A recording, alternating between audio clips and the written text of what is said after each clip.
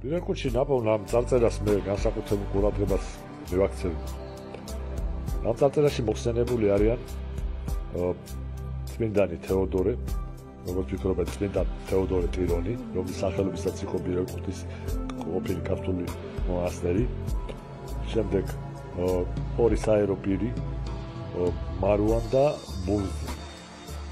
ბურზ რაც შეეხება მათ თვლიანობ ეს არის პეტრე იბერის მამის სახელი ბუზმირი, რომელიც გაშლილი ფორმა უნდა ყოფილიყო ბურზენ მიხელი.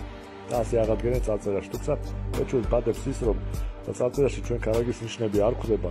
სიტყვა წმინდაოს კი არის გახსნილი და პირდაპირ თლიანად მოცემული, ამიტომ ამდენად ბურზენ შეიძლება არ არის ბურზენ მიხელი.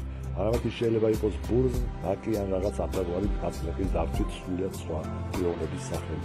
რაც შეეხება მარუანს, რატომ არის ის პეტრე? იმიტომ რომ მის ცხოვრების ქართულ რედაქციაში მურვანოსი გვაქვს. მურვანი და მარუანი რომ ერთ და იგივე ეს ჩანს იქიდან რომ ჩვენ ვიცით რომ მურვან ყრუ ხალიფა რა არაბებისა. არაბულად იხსენებოდა როგორც მარუან. ანუ ეს ერთ და იგივე სახელია, მაგრამ უფრო მნიშვნელოვანი ის არის რომ მარუ ძველ არაბულად ისლამამდელ არაბულში ნიშნავს სწორედ იმას, რასაც ბერძნულში პეტრე. ანუ მაგარ ქვას, კეთს და აი ეს არის საინტერესო და გითხრობს ბადებს, რატომ არის ის ძველარაბული სახელით მოხსენებული აქ და არა პეტრეთი. და რაც თავარია აქ არის ის მოხსენებული სასულიერო სახელი.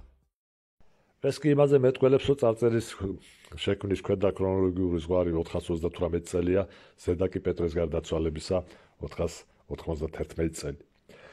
ამაზე უფრო ზუსტ თარიღს ამ წარწერას ჩვენ ვერ მივანიჭებთ.